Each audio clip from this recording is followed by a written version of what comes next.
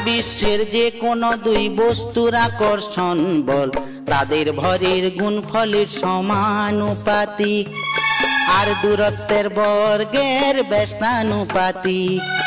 মহাবিশ্বের যে কোনো দুই বস্তুর আকর্ষণ বল তাদের ভরের গুণফলের সমানুপাতিক, আর দূরত্বের বর্গের ব্যস্তানুপাতিক।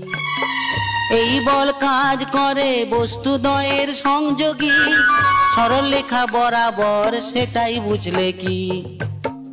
এই বল কাজ করে বস্তুদ্বয়ের সংযোগী, সরলরেখা বরাবর সেটাই বুঝলে কি? নিউটনের মহাকর্ষ সূত্র এটি সার্বজনীন, মাধ্যমের উপর করে না নির্ভর সেটাই জেনে নিন।